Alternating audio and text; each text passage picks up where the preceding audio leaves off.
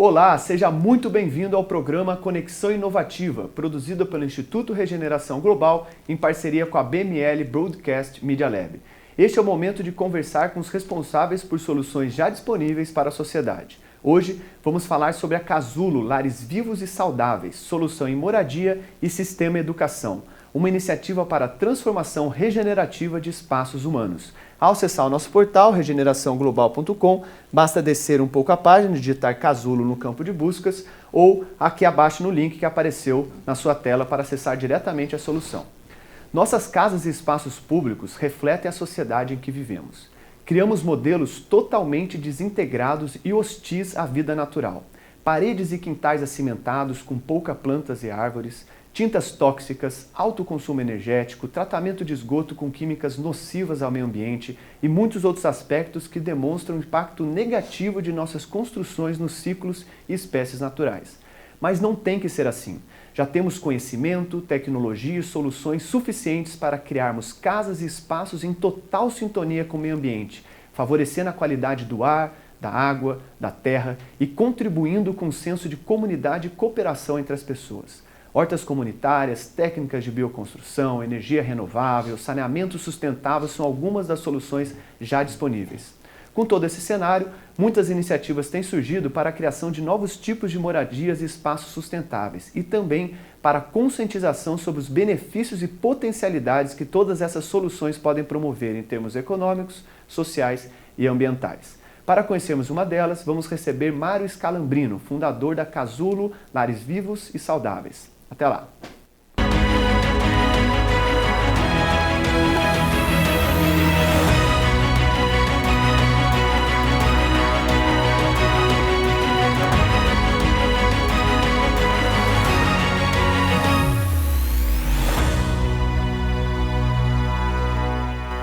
Olá, começamos então mais um Conexão Inovativa. Hoje vamos falar sobre a Casulo Lares Vivos e Saudáveis, uma solução em sistema e também moradia. Um assunto muito importante porque afinal nós estamos nos distanciando da sustentabilidade em termos dos aspectos humanos e como nós ocupamos os espaços, né? Então, para falar sobre esse tema, vamos receber Mário Scalambrino. Tudo bom, Mário? Tudo bem, e você? Beleza, prazer, alegria ter você aqui hoje. Prazer é meu. Mário, então, em termos gerais, assim, as nossas cidades, a forma como a gente está ocupando os espaços, está realmente totalmente desintegrado com a natureza, com os ciclos? Eu penso que sim, viu? Na verdade, eu até arrisco a dizer que a cidade é quase que um modelo, uma antítese de como a natureza se comporta, né? A gente tem um padrão de ocupação que a gente vai repetindo ao longo do tempo sem pensar. E esse padrão, ele é o oposto de como a natureza se comporta, né? Perfeito. Ao ponto mesmo de imaginar, especialmente, esse padrão de tirar a vegetação de perto da urbanização, né? Então, acho que esse é um ponto... Esse pensamento de que se a natureza ela é, na verdade, um empecilho para o desenvolvimento econômico, né? Exato. Isso que algumas pessoas comparam a nossa sociedade como se fosse um câncer, assim. Você concorda com essa analogia? Eu acho que assim, não sei exatamente um câncer, né? Mas realmente não é sensata a maneira como a gente está se comportando hoje, né? E penso até que a cidade... a gente sabe que ela é o maior consumidor de energia, o maior gerador de poluição, de resíduos, a construção civil como um todo, né? Mas ao mesmo tempo é ali que a gente tem as soluções que a gente precisa. Então a gente pode ver a cidade como um problema ou como uma solução, né? Eu acho que esse divisor de águas que mora dentro do nosso pensamento, né? Nosso modelo mental. O que eu posso fazer a partir disso então? Isso é muito interessante, os modelos mentais, né? Porque nós refletimos dos espaços públicos os nossos quintais das nossas casas, né? Para você, assim, qual que é a função que tem esses espaços, sejam públicos ou dentro dos nossos quintais, nesse processo todo? Eu acho que é determinante, assim, a gente pensar que o que a gente faz em pequena escala tem impacto, né? Porque às vezes a gente tem a tendência de ver que o problema é enorme, e aí falar, a minha ação não vai ter resultado, né? O que eu vou fazer não tem resultado. E aí a gente vê um monte de pequenas ações do cotidiano que contribuem para que o problema fique desse tamanho, né? Talvez um dos principais exemplos para isso seja em relação aos nossos resíduos domésticos, né? Sim. como, por exemplo, fazer compostagem em casa. Sim. Ah, mas é um quilo que eu gero ali por dia, né? Dentro das milhares de toneladas que se gera todo dia, isso não vai fazer diferença, né? Sim. E aí, como você disse da questão do modelo mental, né?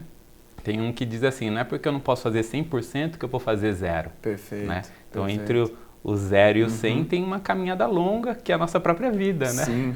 E a gente já gravou vários programas aqui no Conexão Inovativa abordando essa questão do resíduo, do lixo, né? Chegou até um dos entrevistados falou que lixo é dinheiro, né? A gente está jogando dinheiro fora, né? Mas nos aspectos assim gerais, o que você tem passado, sua experiência, quais são esses elementos que você acha que fez a gente se distanciar hoje do que seria mais natural, mais orgânico como sociedade, assim? Eu gosto também de uma frase que diz assim, que resto de comida não é lixo, né? Então a gente passou a considerar como lixo, né? Dando um passinho para trás, a gente, né, dentro da arquitetura, do paisagismo, né, que imagina assim, planejar, implantar espaços construtivos para servir a nós, né? Hoje as cidades elas só existem pelo fato de que em algum momento da história a gente conseguiu produzir alimento para essa população poder se agrupar ali, né? E eu acredito que o que mais nos distanciou, talvez, dessa, e fez a gente chegar nesse ponto, foi justamente a gente se distanciar da origem de onde o alimento é produzido. Perfeito. Né? Então, as cidades nasceram com a agricultura, né? Graças a ela que a gente consegue ter esse tipo de padrão. Só que ela chegou num ponto onde cada vez o alimento foi sendo produzido mais distante e a gente foi perdendo a noção, né, de que aquele alimento que chega na nossa mesa passou por uma série de processos da natureza, né, e que a gente não tem mais contato. Sim. Hoje os nossos alimentos são majoritariamente produzidos por máquinas e não por mãos, né? Então, e como que você vê essa integração da alimentação no dia a dia das cidades? Você acha que essas soluções de usar espaços públicos para plantio, a gente viu Florianópolis agora aprovando uma lei, né, de implementação disso, como que você vê essas oportunidades que a gente tem? Eu vejo isso como um movimento super crescente, assim, né, e fico feliz de ver, né, porque realmente se a gente for olhar os problemas, são muitos, né? A gente vê que a gente ainda causa uma série de desperdício em toda a cadeia, né? Desde a etapa do plantio, transporte, colheita, distribuição, na hora que a gente vai comprar no supermercado, depois na hora de consumir, né? Então existe um desperdício bem grande em relação a isso. Ao mesmo tempo, cada vez mais surgem soluções, pessoas, instituições que estão trabalhando dentro dessa linha. Nós mesmos na questão do que a gente chama do paisagismo produtivo, né? Que não estamos inventando nada, né? Porque o paisagismo também nasceu da agricultura. E todos os estilos de jardins, dos clássicos ao naturalista, aos contemporâneos, eles sempre tiveram espécies produtivas dentro dos seus, né, da sua composição. Só que em um determinado momento talvez a gente tenha separado equivocadamente planta ornamental de planta alimentícia. Perfeito. Né? Então, os movimentos de agricultura urbana, dos jardins produtivos, né? Eu acredito que todos eles contribuem, assim, não que eles vão trazer a solução para você ter autonomia no seu alimento, né? No que você consome, mas ele vai te ajudar a perceber onde a gente está inserido no nosso ecossistema, né? Fazer com que a gente aumente a nossa consciência para as nossas escolhas do dia a dia. E essas escolhas do dia a dia, você acredita numa solução mais sistêmica, de repente do governo provendo as soluções, ou de baixo para cima, das pessoas se empoderando e tomando iniciativa? Bem colocado. Eu acho que assim, os dois têm que se encontrar, né? Mas a gente já viu que as soluções somente de cima para baixo não resolvem nada, né? Precisa que a gente tenha esse engajamento de baixo para cima. Né? Então, eu acredito que eles precisam se encontrar de alguma maneira. Né? Sim, e aí o papel da Casulo em também prover educação e conscientização. Né? Sem dúvida. Hoje a gente usa muito mais assim, os saberes da arquitetura e do paisagismo como uma ferramenta de educação ambiental, né? Numa transversalidade para contribuir para que cada um possa despertar ou ser mais autônomo nas suas tomadas de decisão. Né? A gente costuma dizer que todo mundo é paisagista. Sim. Né? Se a gente pensar que a paisagem é a intervenção do homem no meio. E a maior parte das intervenções que a gente está fazendo são intervenções inconscientes. Né? Elas vão sendo replicadas porque meu pai fazia, ou o vizinho fez, ou é o mais barato. Né?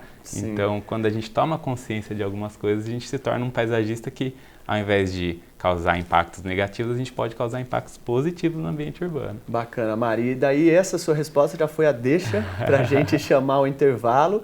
E no próximo bloco a gente vai falar especificamente sobre como funciona essa solução de casulo lares vivos e saudáveis, como participar, como que ela nasceu, como que funciona. Então é isso, fica com o nosso intervalo, um videozinho da regeneração e também um vídeo da Casulo Lares Vivos para você também conhecer um pouquinho mais. Até o próximo bloco.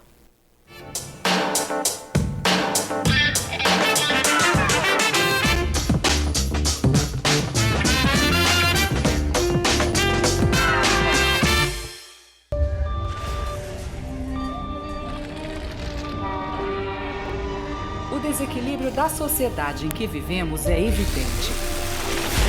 Existe muito debate e notícias focadas nos inúmeros problemas que criamos. Mas por que não dedicamos toda essa energia para as soluções que podem nos levar a uma nova forma de viver?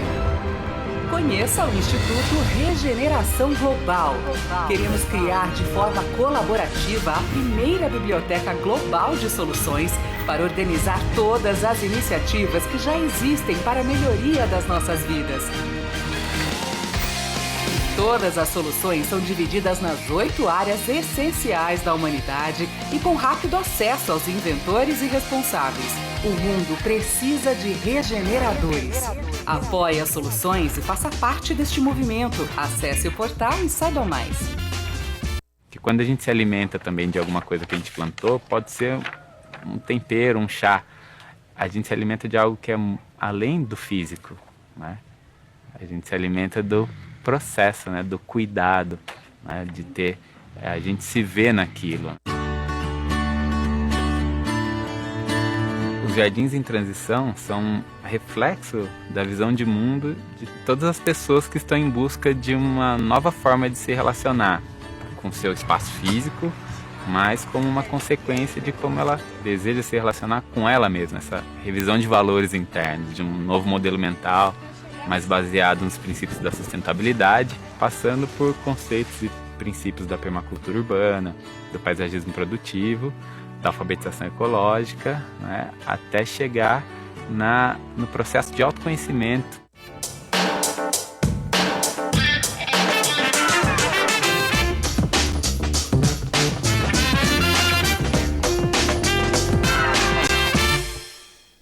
Olá, então estamos de volta com o segundo bloco do Conexão Inovativa. Hoje estamos aqui com o Mário Scalambrino, fundador da Casulo Lares Vivos e Saudáveis. E nesse segundo bloco, então, a gente vai entender um pouco mais como funciona essa solução. Mário, o primeiro bloco a gente deu uma contextualizada geral. Então, agora entrando na solução, quando as pessoas escutam paisagismo produtivo, às vezes as pessoas falam, poxa, mas é só a ornamentação de plantas, tal. Qual que é o conceito que vocês querem transmitir com esse termo? O paisagismo produtivo, né? Então, como a gente colocou, que a paisagem é a intervenção do homem. O paisagismo é você dominar alguns conhecimentos para você poder intervir no ambiente, seja ele seu apartamento, a cidade, um sítio, de forma que você tenha o máximo de benefícios sem prejudicar a natureza. Perfeito. Né? Então, essas técnicas passam pela questão de um pouquinho de cada coisa, um pouquinho de arquitetura, um pouquinho de biologia, um pouquinho de agronomia, um pouquinho de arte. Né? Perfeito. É uma área mais... Que é o uso das espécies que, além de ser ornamentais, também geram algum, digamos, benefício, ou um alimento, ou atraem polinizadores, seria algo assim. Isso. Aí quando a gente chega na parte que no paisagismo a última coisa que a gente faz é a escolha da espécie. Né? E às vezes a gente acha que a gente tem que logo escolher qual é a espécie, mas a gente tem que ver que função que eu quero que essa espécie supra para mim. Eu preciso que ela faça uma sombra, eu preciso que ela quebre uma vista ou quebre um vento, que ela faça uma barreira, conduza um caminho. Perfeito. E para isso eu tenho uma série de espécies que podem fazer essa função. E quando ela faz essa função, o segundo aspecto que a gente vai considerar seria a estética. Burle Marx até mesmo disse que só de colocar a planta a beleza já vem. Né? E aí, claro, a gente vai fazer uma composição, se essa planta dá uma flor amarela, se ela dá uma flor rosa, né? E, no caso, não é porque ela cumpriu a sua função e fez a estética que ela não pode também nos dar uma produção, seja ela um chá, uma fruta, né? E, além disso, ela também pode contribuir ecologicamente, como você colocou, atraindo um polinizador, fixando nitrogênio no solo, Perfeito. Produzindo biomassa. Uhum, né? Bacana. Então, o uso múltiplo da vegetação. Perfeito. E para quem está nos ouvindo, e até aproveitando, né, vocês podem participar pelas mídias sociais. A gente tem uma pergunta ali do João Carlos ali, que se encaixa também, que eu queria perguntar, que ele pergunta, pode-se plantar qualquer tipo de planta no quintal, né? E aí, aproveitando, quem está nos ouvindo e tem um quintal, né, quais são os primeiros passos para a pessoa realmente ter algo nesse sentido? Legal. Bom, primeiro conhecer o básico da jardinagem, né? Então, realmente, assim, não é qualquer planta que a gente pode plantar. A gente tem que respeitar alguns limites, especialmente limites de espaço físico, né? Se você tem um canteiro muito estreito, vai plantar uma árvore, às vezes a raiz dela é inadequada, a copa vai ficar muito grande, né?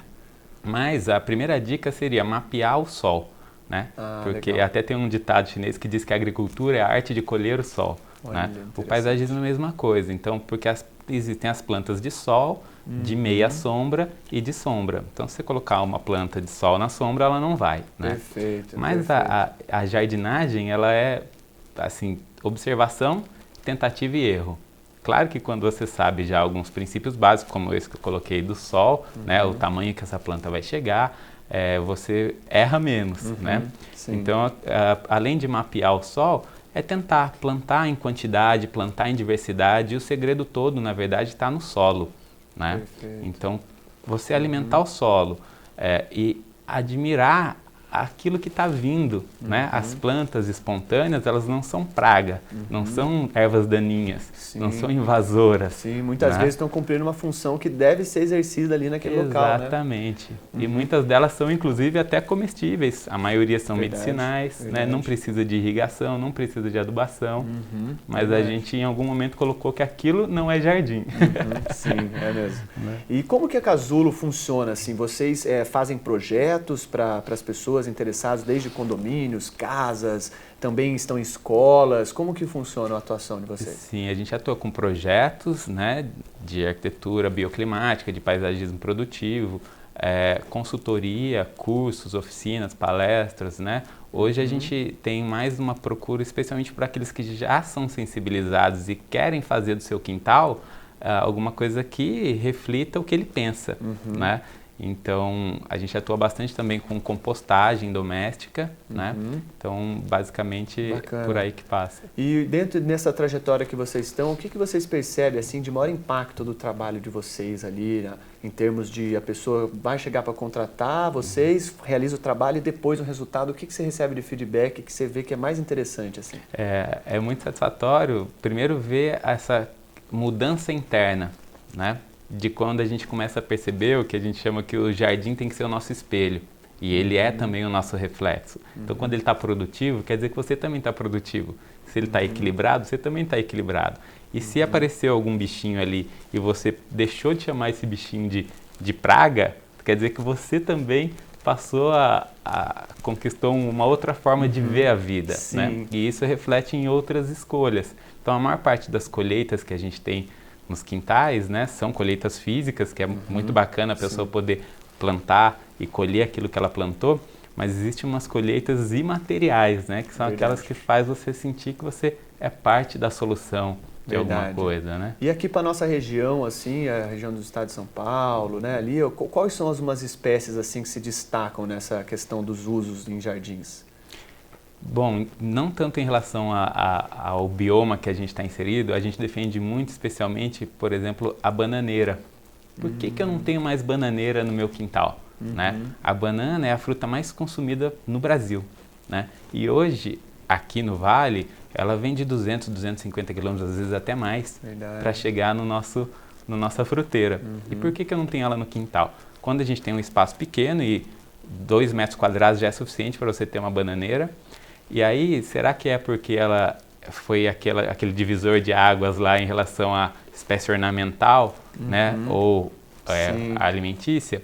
Eu acho que não. Particularmente, eu acho que a bananeira é linda, né? Sim. E o próprio nome científico dela é Musa paradisíaca. Olha, né? que interessante. E, além de tudo, dá uma fruta maravilhosa que a gente pode ter no nosso quintal. Aproveitar as águas cinzas, né, que saem do tanque, da máquina de lavar, da pia da cozinha, irrigar a bananeira, fazer uma compostagem ali embaixo e ter fruta praticamente o ano inteiro. Muito bacana. E as pessoas que estão nos ouvindo, como que elas podem entrar em contato com vocês? Como que é a maneira de se aproximar? Tanto pelo nosso site, o Instagram, o Facebook, o telefone, a gente consegue estar respondendo aí pelas... Legal. Tem aí na sua tela, né? Você vê o site e o e-mail. Ótimo. Nós estamos infelizmente chegando ao fim, né? Um tema fantástico, daria para ficar falando aqui Sem horas, dúvida. né, sobre esse assunto, mas com certeza para quem não está nos ouvindo é um chamariz, né? Um início para que vá atrás, pesquise mais, se conscientize, né? Não tem alguma coisa que você gostaria de dizer, algum recado que você gostaria de deixar para quem está nos ouvindo? Bom, eu queria agradecer a oportunidade de participar, né? E o recado que eu poderia dizer é: faça compostagem, né? Porque a compostagem, além da gente ser parte da solução de um problema tão grave, faz com que a gente amplie a nossa consciência em relação aonde a gente está inserido, aos ciclos da natureza, né? E também refletir sobre aquilo que você está se alimentando. Né? Então, uma semana mais corrida só tem casca de banana e pó de café, mas numa outra está todo colorido o resíduo e você fica feliz porque você está se alimentando melhor. Então, acho que a compostagem é o ponto assim, divisor de águas para a gente cada vez mais caminhar para a sustentabilidade que a gente almeja. Perfeito. Mário, olha, eu queria muito agradecer você. Eu que agradeço. Tá, muito edificante as palavras, desejo muito sucesso para essa obrigado. solução. E, pessoal, ficamos por aqui. Esse foi mais um Conexão Inovativa. Acompanhe nossas redes sociais, acesse o nosso portal regeneraçãoglobal.com. Temos mais de 500 soluções disponíveis para que você conheça, entre em contato. E é isso aí, vamos fortalecer as soluções, pois nós precisamos transformar a nossa sociedade por meio do protagonismo das iniciativas que já existem e já poderiam estar sendo implementadas. Então é isso, até o próximo Conexão Inovativa. Fique conosco.